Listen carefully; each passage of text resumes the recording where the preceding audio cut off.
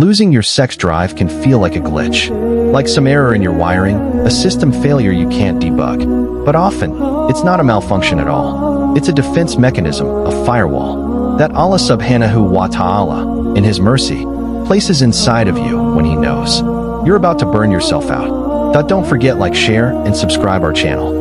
Think about those moments. You were online, the temptation whispered. You clicked, then panicked. You slammed the tab closed, shut the laptop, and sprinted to the bathroom like your soul was on fire. Cold water splashed across hot cheeks, your hands trembling in wudu, your heart beating like a drum louder than your thoughts. You whispered that promise again. Ya Allah wallahi last time. I swear. 2 rakat in the dark, tears dripping onto the prayer mat, mixing with the carpet fibers as if they could erase the memory.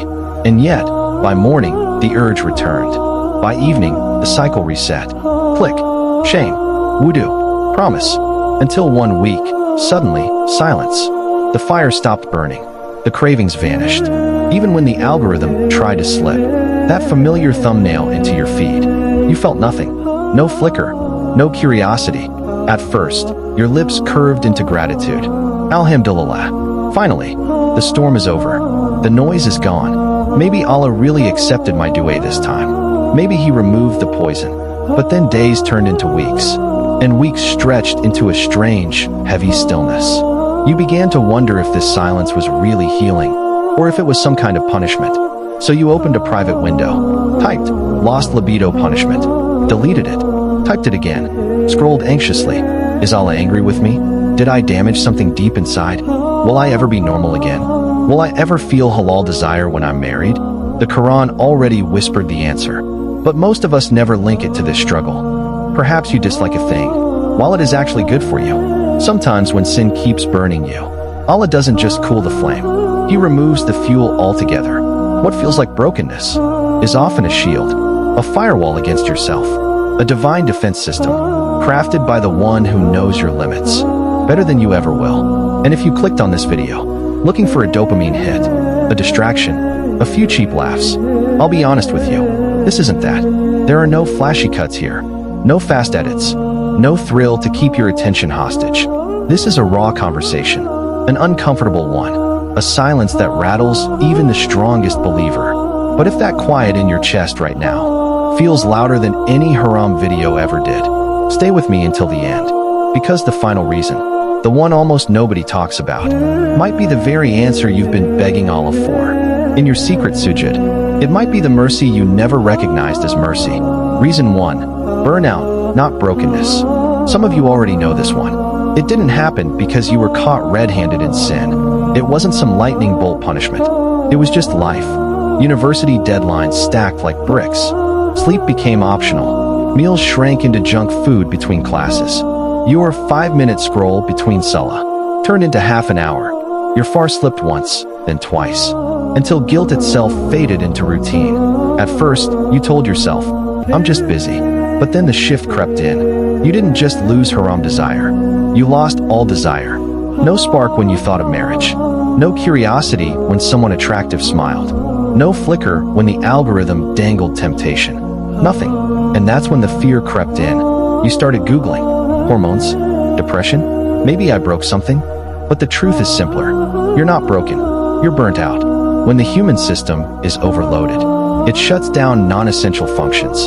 And guess what the body considers non-essential? Desire.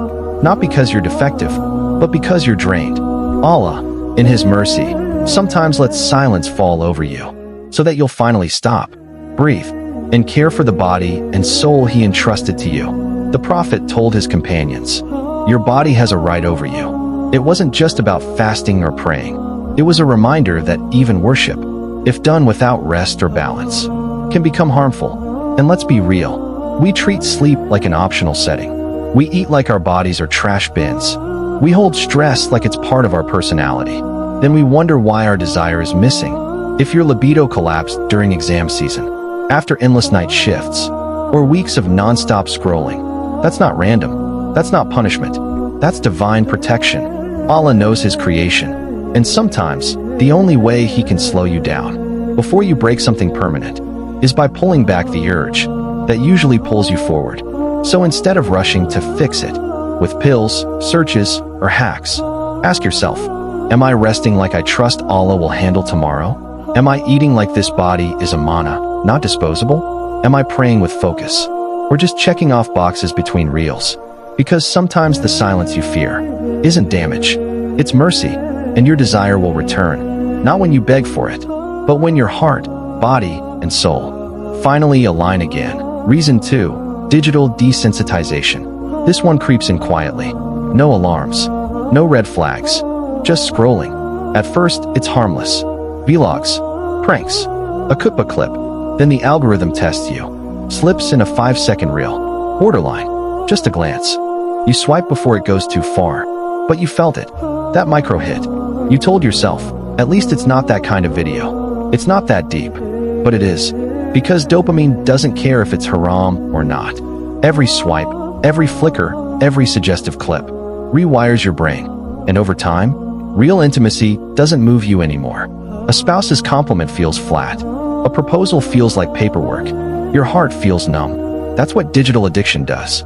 Even in small doses, it hijacks your reward system. It makes fantasy more exciting than reality. And when reality doesn't match, your brain just shuts everything down. This is why the Prophet said, from the perfection of one's Islam is to leave what does not concern him. He wasn't saying, be antisocial. He was saying, protect your attention. Because what you feed your gaze becomes your inner world. And if your inner world is cluttered with illusions, pixels, edits, exaggerations, how can you expect halal love to feel enough? So if your desire feels dead, ask yourself, when was the last time I put my phone down for an hour? When was the last time I lowered my gaze the first time? Not the third. Sometimes Allah takes away your urge, not as punishment, but to stop you from training your heart on illusions you were never designed to chase. Because real love requires presence, and real desire only grows in stillness. Reason 3, Tawbah needs space. You told yourself it would end here. You promised Allah subhanahu wa ta'ala in sujud. You deleted the app, blocked the number, closed the door, even whispered to yourself, this time is different. And maybe it was, for a while. A week of clarity, 2 weeks of clean air. But then, one bad day cracked the surface. One argument, one lonely night. And before you even processed it, the sin slipped back through the cracks. Just once, you told yourself. But that once unraveled everything. The guilt came rushing back like floodwater. You cried again. You broke again. You felt like a hypocrite again. And here's the part nobody warns you about. When you finally, sincerely try to clean your heart, when you make Tawbah with real tears, there's a strange silence that follows. Not the peace you expected, not the chaos you feared, just stillness. The soul knows it's healing, but the body doesn't know what to feel. No attraction, no pull, no spark of intimacy. And you start panicking. Did I crush my fitra? Did I oversuppress something Allah created in me? Did I damage myself beyond repair? But this silence isn't malfunction. It's detox. When you leave behind a sin that once fed your desire, Allah sometimes gives you distance. Not because you're broken, but because He wants to protect your sincerity. You can't walk away from fire and expect your skin to feel the same. You need time to recover. You need space to relearn what desire feels like, without the dirt of shame mixed in. The Prophet told us, when a servant commits a sin, a black dot is placed on the heart. When he repents, that is wiped clean. But nobody talks about what comes next. The rehabilitation, the rebuilding. Just like a bone needs physio after fracture, your heart needs time to relearn joy after sincere Tawbah. And here's the danger. Many mistake healing for emptiness. They feel that silence and rush back to refill it with the very poison they just abandoned. So if you feel blank after Tawbah, don't panic. Your desire isn't gone. It's simply being reshaped. That old version of desire, the one that lived in guilt, secrecy, and quick dopamine, needed to die. Allah removed it, not to deprive you, but to prepare you. Because when He returns it, it will be cleaner, it will be lighter, it will be halal and untainted, not tied to shame, not chained to addiction. So let yourself breathe. Don't rush. Don't fear the stillness. Hold on to your istighfar. Protect your eyes. Guard your heart. And trust that this pause isn't a curse. It's mercy in disguise. Tawbah needs space. Healing needs time. And Allah subhanahu wa ta'ala is not punishing you by removing desire. He is rewiring it gently, for something far more sacred. Reason 4. Healing, hormones, and the heart. Not every silence is spiritual. Sometimes it's simply physical. A shift in the body. A whisper from your hormones saying, something is off. But because we aren't taught to listen, we label every dip in desire as punishment. Every wave of numbness as failure. So you panic. 2 weeks, 3 weeks of nothing. You assume Allah is angry. You start doubting your Iman. But what if it's not punishment at all? What if it's repair? Hormones don't run on shame. They run on cycles. Sleep, rest, food, stress, healing. And when those rhythms are broken, by exhaustion, by diet, by trauma, by medication, by endless screen time, the body responds by pulling energy away from what isn't essential. And desire? That's not essential for survival. So it dims, not because you sinned, but because your body is saving you. I once heard from a brother, I haven't felt anything for my wife in 2 months. Is this Allah punishing me for my sins? But when we peeled back the layers, he had just come off 2 years of antidepressants. He was running on 4 hours of sleep, barely eating 1 full meal a day. His love for her was deep, but his body was in survival mode. That wasn't sin. That was biology. And here's the beauty. Islam doesn't just comfort. It explains. Allah tells us in the Quran, we created mankind in the best of stature, 95:4, which means this body is not an accident. Every rhythm, every hormone, every rise and fall of desire is crafted by the designer himself. So when your system goes quiet, don't always label it betrayal. Maybe it's mercy. Maybe Allah is slowing you down, so you finally care for the vessel, carrying your soul. We rush to dua before we drink water. We beg for passion, while starving ourselves of sleep. We seek love, while scrolling ourselves into burnout. But the sunnah of Rasulullah was balance. His meals were light. His rest was intentional. His attention to his wives was not extra. It was prophetic. So if your desire is missing, don't just self-blame. Check your body. Check your patterns. Are you sleeping? Are you nourishing yourself? Are you drowning in screens and calling it life? Sometimes the heart is willing, but the hormones are not. And Allah designed both. Desire is not evil. And when you honor the body Allah entrusted to you, the return of desire won't feel random. It will feel earned. It will feel aligned. It will feel clean. Reason 5. A test of Aber and redefinition. Not every silence needs a diagnosis. Sometimes, it's not about what's wrong with you. It's about what Allah subhanahu wa ta'ala is building within you. There are stages in life where desire isn't just quiet. It's irrelevant, but neither is its absence. Not because you've lost your humanity, not because you've grown cold, but because you're being trained to see your worth without it. Maybe you've been begging for marriage. Maybe you've been waiting years for halal companionship. Maybe your past is messy, but you cleaned up. You made Tawbah. You rebuilt your salah. You thought, once my Iman is strong, my body will fall in line. But instead, silence, dryness, an uncomfortable pause you never asked for. And it shakes you, because the world teaches us that desire equals life, that passion equals worth. But sometimes Allah strips that away to remind you, you are not defined by attraction. You are not validated by who desires you. Your honor is not measured by the spark in your chest. In those silent stretches, you are being taught sabr, not the shallow patience of waiting in line, but the deep patience of identity, the patience of redefining yourself, without the crutch of desire. Because marriage is not just about passion, love is not just about butterflies, and faith is not just about avoiding sin. Sometimes Allah presses pause on your drive, so that when He does give it back, it won't be your master, it will be your servant. That silence is not punishment, it's training. It's a test of sabr, and a redefinition of worth. You're sitting there wondering if something deep in your fitro is broken, like maybe some switch has been flipped off forever. But listen carefully, it's not broken. It's being rewritten, redefined. When Allah subhanahu wa ta'ala loves someone, He sometimes leads them into a season of withdrawal. Not withdrawal from caffeine or screens, not even withdrawal from people, but withdrawal from meeting people. It's a type of purification no one really talks about. A quiet undoing of the false stories we've all been sold since childhood. That your worth depends on being desired. That to be valuable you must be wanted. That to be complete you must be pursued. That if no one craves you, you must be doing summit. But what if the truth is the opposite? What if this pause, this heavy silence, this strange invisibility, is Allah showing you your reflection without all the noise? Whole, even when unseen.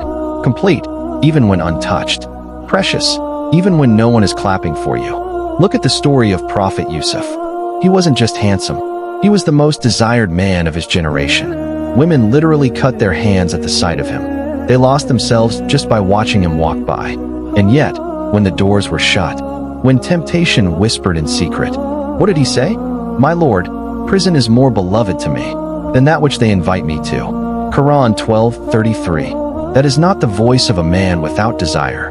That is the voice of a man who feels everything, but still chooses Allah above all else.